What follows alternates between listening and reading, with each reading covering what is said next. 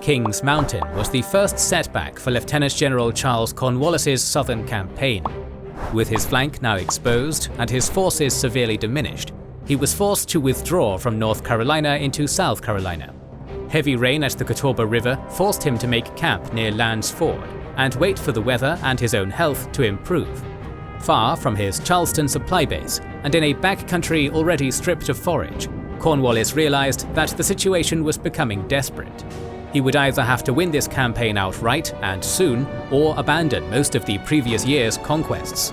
The famous and decisive Battle of Yorktown was on the horizon. This video is made available for free thanks to our YouTube members and patrons. We fund our free content through our program of exclusive videos made for our members and patrons, who get 2 documentaries per week not available to the public. Join their ranks and watch the series on the Albigensian Crusade, Fall of Sparta, First Punic War, Italian Reunification Wars, History of Prussia, Biography of Sulla, Russo-Japanese War, Reconquista, Persian Wars, and War of Spanish Succession, and much more. All this is made for and with generous donations from our backers. So if you're enjoying our content and want to see more and support the cause of history, consider becoming a YouTube member or patron.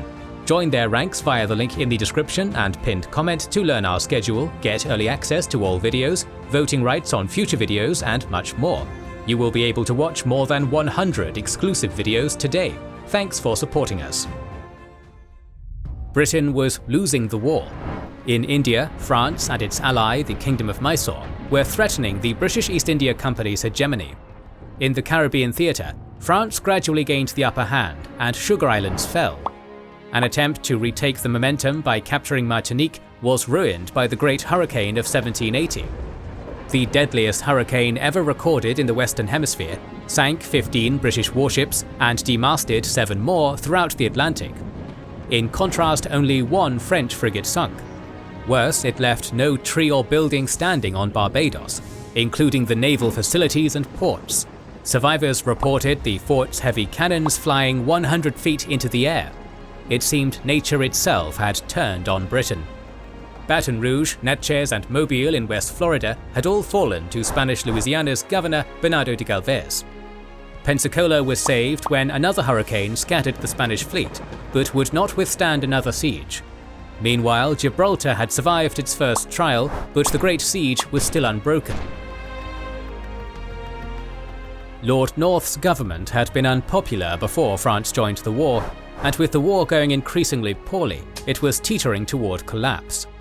The Whig opposition's calls for peace at any price were gaining strength as Britain's finances and strategic position crumbled. As Cornwallis's victories had been the only bright spot in 1780, North and George Germain were increasingly pressuring him to give them more and save their administration. Things weren't fully going France's way either. While the war was proceeding successfully, it was proceeding too slowly. French finances were nearing collapse. Already billions of livres in debt, Louis XVI's personal credit was cratering as he took out more loans to fund the war. Most of France's currency was being spent on its military, and what was left was paying for the Continental Army. France couldn't afford to continue fighting much longer. Consequently, Versailles secretly decided to take a more active role in North America to force an end to that conflict. Orders were issued to more actively support the Continental Army with both land and naval units as the opportunity arose, but French officers weren't to make any commitments. Intervention needed to be on French terms and at French convenience.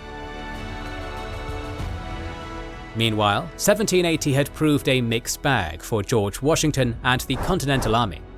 Over the summer, they'd finished hemming Clinton into New York, even repelling several attempts to stop them. However, the betrayal and defection of Benedict Arnold in September was a huge disgrace. The Southern Campaign was a disaster, but Horatio Gates's humiliation at Camden was a blessing. It enabled Washington to sideline the arrogant and obstinate general, while also silencing those in Congress who still dreamed that open, decisive battles would win the war. Washington replaced Gates with Nathanael Greene, whom Washington wanted in command all along. To assist him, Washington dispatched Colonel Light Horse Harry Lee's cavalry and asked Daniel Morgan to postpone his retirement for one last fight in the backwoods. Greene had proven to be Washington's most dependable officer and a gifted strategist, and the rough terrain of the Carolinas was Lee and Morgan's natural habitat. Washington gave Greene two primary orders: first, to preserve his army; second, to defeat Cornwallis. Greene took command of the Southern Department in October 1780. He had roughly 1,500 soldiers ready to fight, of which only 950 were Continental regulars. The arrival of Lee's legion brought that up to 2,000, but Cornwallis's army of roughly 3,500 still dwarfed them. There were limited reinforcements and replacements available besides militia, who weren't keen to fight in the fall rains or remain in camp waiting. Thus, Greene decided to refit and resupply his army on the march, moving south to reoccupy Charlotte following Cornwallis's withdrawal. Morgan joined him on December 3rd, and Greene began to plan his campaign against Cornwallis, who was growing desperate. Cornwallis's army was falling apart in the Carolina backcountry from desertion, hunger, and disease. His badly overstretched supply lines were under constant militia harassment, and no reinforcements were available. Cornwallis's only orders from Commander-in-Chief Henry Clinton were to conquer Georgia and the Carolinas without any vision of how. Clinton was distracted, clashing with Vice Admiral Marriott Arbuthnot over war strategy. The men couldn't and wouldn't work together, but neither could one prosecute the war without the other. Thus, Clinton de facto abdicated all responsibility for the upcoming year's strategy to Cornwallis, who planned to reinvade North Carolina as soon as practical. Greene and his war council agreed that fighting Cornwallis in open battle was stupid. Instead, they would trick him into dividing his army into defeatable chunks and draw the rest into the wilderness to starve. To achieve this, Greene first sent Lee to link up with Francis Marion's guerrillas and raid Cornwallis's supply lines, hoping to draw off Banastre Tarleton's British Legion. Meanwhile, Morgan would take 400 regulars and 200 experienced militia to the western end of the Catawba to reassure the populace, recruit more militia, and forage for supplies. Cornwallis learned of Morgan's movement shortly after Christmas, which threatened his flank. Further, his intelligence wrongly told him that Morgan was moving against the exposed garrison at 96. Tarleton's light troops were quickly dispatched as reinforcements. Upon reaching 96 and realizing that Morgan wasn't actually coming, Tarleton called for and received heavier troops to confront Morgan in the backcountry. This proved disastrous. Quickly learning that Tarleton was after him, Morgan hatched a plan. He withdrew north towards the Broad River, arriving just past Hannah's Cowpens on January 16th. Tarleton had been pushing the march to catch up across swollen rivers and muddy roads, and would therefore arrive exhausted. Knowing that Tarleton would immediately attack anyway, Morgan prepared his roughly 1,800 troops to take advantage of Tarleton's arrogance. First, Morgan placed the army between the Broad and Pacolet rivers, making sure his soldiers knew there was no escape. It would be victory or death. Second, he placed his regulars on a low hill between a ravine and a creek. Next, to encourage Tarleton to launch a reckless attack, he placed the militia in front of his regulars, with orders to fire 2 volleys before retreating into the woods on the left. In front of the militia he placed sharpshooters, whose primary job was to bait Tarleton to attack if he showed any signs of pausing to think. Tarleton roused his 1,150 men at 0200 on January 17th for their 5th day of forced marching and the 3rd without food. Learning the location and composition of Morgan's troops, Tarleton pushed his men harder, smelling another victory. Reaching Cowpens just before dawn, Tarleton prepared to attack immediately, with his infantry in the center, dragoons on the wings, and his legionnaires in reserve. Immediately after emerging from the woods, Tarleton ordered his dragoons forward, only for the sharpshooters to force them back. Not waiting for the dragoons to reform, nor for all his infantry to emerge, Tarleton ordered an infantry charge. The sharpshooters withdrew to the second line and joined them in firing 2 volleys before retreating. As expected, Tarleton took the bait and recklessly advanced into the teeth of the Continental regulars. As the center began to falter, the 71st Highlanders attempted to flank the American right. the Virginia militia in the area misunderstood orders to intercept them and began an orderly withdrawal. The Highlanders broke ranks to chase them down, only for the Virginians to realize their mistake, about face, and fire directly into the Scots' faces, breaking them. At the same time, the Continentals launched a bayonet charge, which broke the British line. Many exhausted regulars simply threw themselves on the ground among the wounded. Tarleton ordered his legionaries to attack, only for them to flee. Desperate, he organized a final charge with 50 dragoons, only to be surprised by the American cavalry. In the melee, Tarleton and the American commander wounded each other in a duel, though Tarleton escaped. Less than 200 British soldiers escaped the battle, at the cost of only 150 American casualties. When Tarleton rejoined Cornwallis, the latter snapped his sword in anger. In fairness to Tarleton, he'd easily won every other battle he'd ever commanded with a frontal cavalry charge. However, his arrogance had cost Cornwallis a quarter of his army, including most of his best troops. Morgan moved out from Cowpens within a few hours of the battle to regroup with Greene, correctly believing that Cornwallis would react strongly to Tarleton's disaster. His position in central Carolina was untenable, but to retreat following defeat was disgraceful. Cornwallis's back was to the wall. The only honourable solution was to move out and crush Greene immediately in an open battle. In his own words, "The loss of my light troops could only be remedied by the activity of the whole corps." Cornwallis ordered all but the most crucial baggage burned, including his own tent, to make the force march north faster. After forcing his way past Continental skirmishers guarding the Catawba fords on the 31st, he was delayed crossing the Yadkin due to a lack of boats. Meanwhile, Greene moved to reunite his command. On February 3rd, he met Morgan near Trading Ford, with Lee rejoining on the 7th near Guilford Courthouse. With Cornwallis bearing down, Greene withdrew along the backcountry roads, marching towards the Dan River and safety. By February 10th, Cornwallis was 35 miles from Greene, moving fast enough to catch Greene before he reached the Dan. Greene dispatched his light troops, sending them on a longer route to hopefully distract and redirect Cornwallis from the slower-moving main force. It worked. While Cornwallis chased the light troops, Greene escaped across the Dan midday on February 14th, after Tadeusz Kościuszko requisitioned every watercraft on the river. The light troops then raced 40 miles in 16 hours to beat Cornwallis over the river by less than 3 hours. Cornwallis's desperate march had been for nothing. With the race to the Dan lost, Cornwallis withdrew to Hillsborough to forage for supplies. It was a fool's errand, as the area was already thoroughly depleted. 240 miles from his supply base at Camden, Cornwallis resorted to indiscriminately plundering farms to feed his army. Meanwhile, Greene's army found Halifax County, Virginia, rich in food, clothing and recruits.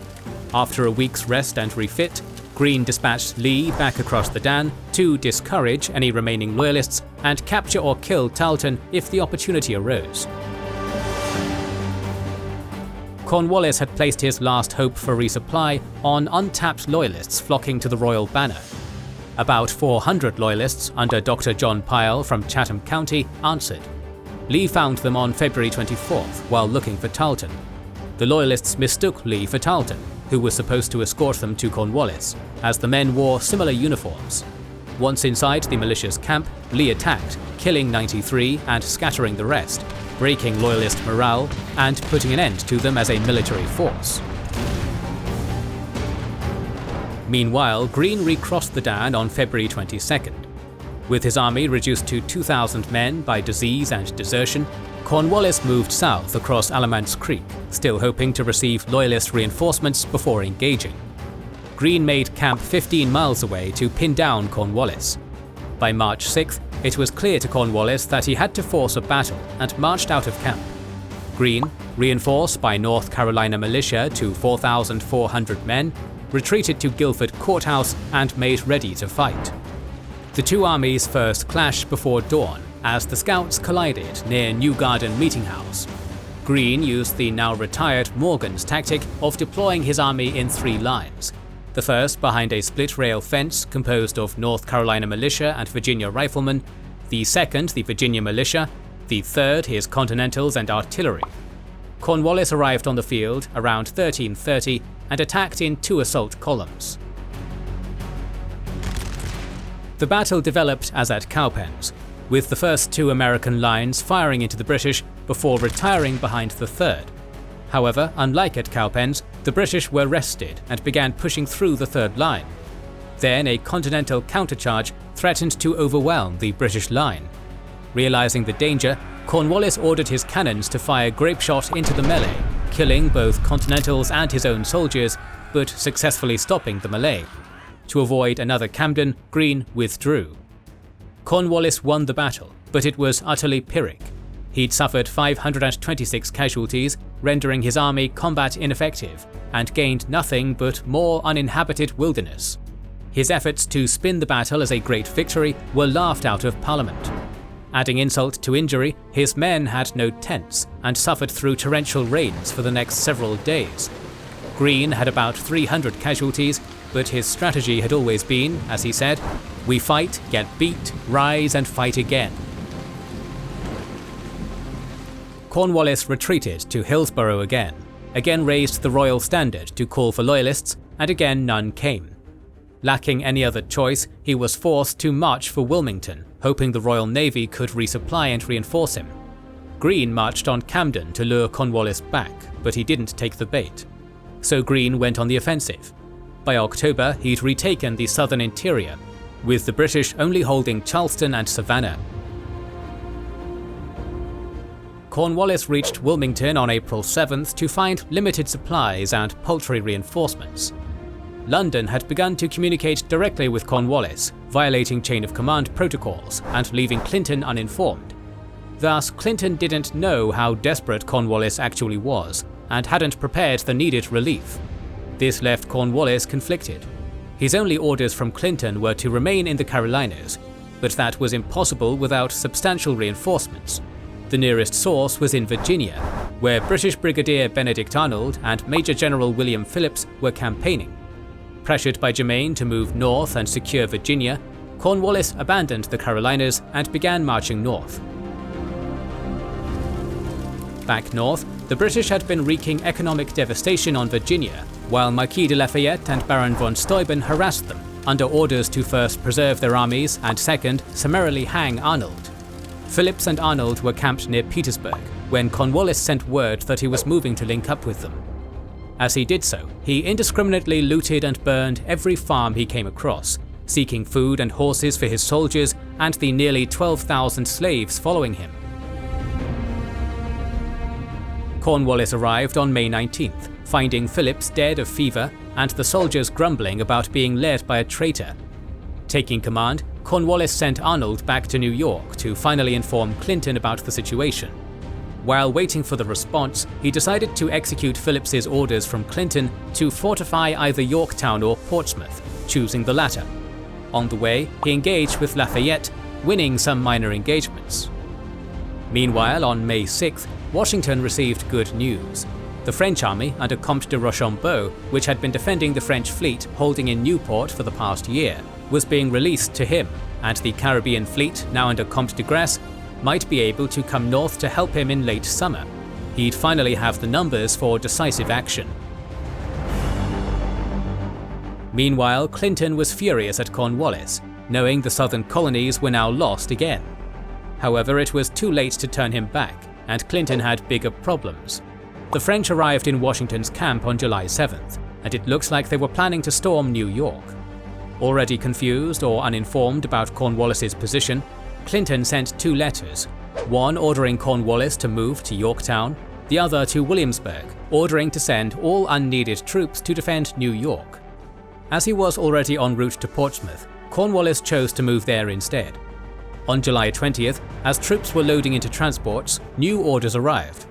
Cornwallis was to instead move with all troops to either Williamsburg or Yorktown to build a deep-water port at the Navy's request. Irritated, Cornwallis still loaded his whole army and sailed for Yorktown, arriving August 6th, with Lafayette following by land. Back in New York, Washington actually was hoping to use French aid to storm New York. However, all his officers and Rochambeau were against it. They favoured moving against Cornwallis, a softer target. Washington held out until August 14th, when updates on de Grasse's plans arrived. De Grasse had the discretion to sail as far north as Chesapeake Bay, but only if it didn't risk his Caribbean gains. Determined to sail north, de Grasse received assurances that the Spanish would protect French colonies now in exchange for help with Spanish operations that November. This enabled him to set sail on August 15th. Realizing New York was off the table, Washington finally agreed to move south. Taking his best troops with him, Washington and Rochambeau began marching to Virginia on August 19th. Lafayette was ordered to keep Cornwallis in Yorktown. To keep Clinton in New York, Washington used a multi-layered deception, in addition to leaving behind substantial garrisons. First, the Culper Ring fed Clinton real information about Washington's desire to attack, then disinformation about his plans to attack. Secondly, Washington had troops visibly march along the New Jersey shore, carrying boats, and making camp as if they intended to attack Staten Island. Third, he kept the target of his actual march a secret. The deception worked. Clinton didn't believe his scouts' report that Washington was gone until September 2nd. De Grasse arrived off Yorktown on August 30th. Meanwhile, the Newport fleet had sailed for Yorktown on August 25th, carrying the French siege equipment.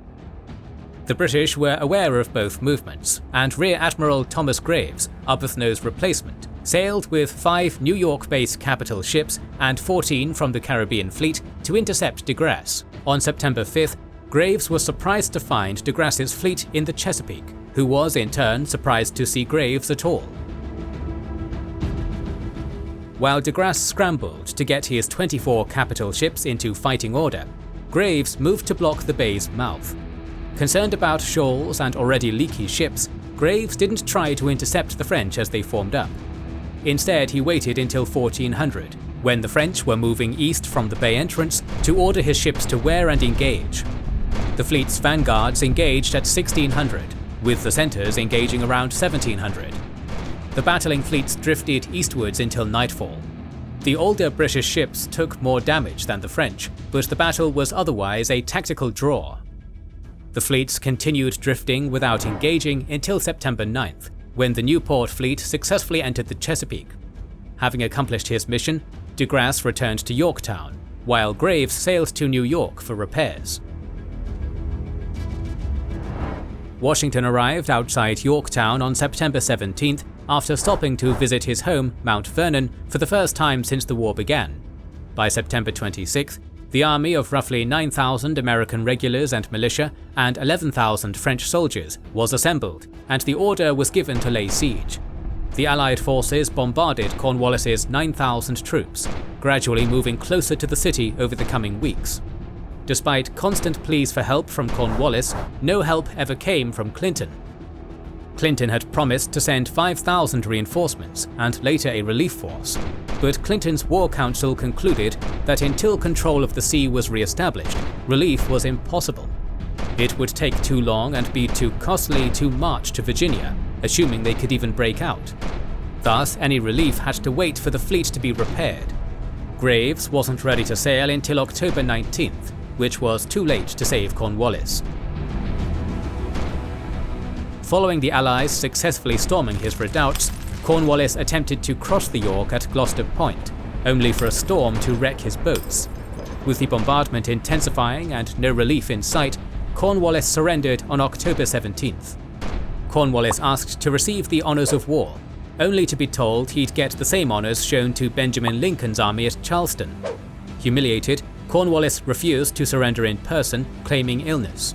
Instead, he sent his subordinate, Brigadier Charles O'Hara, to offer his sword to Rochambeau, who refused to accept, and directed him to Washington, who in turn directed O'Hara to hand it to the recently exchanged Lincoln. An apocryphal tale claims that the British bands played "The World Turned Upside Down" as the soldiers laid down their weapons. Contrary to popular belief, the victory at Yorktown didn't end the American Revolution. However, it did start the chain of events that led to the end of the war 2 years later.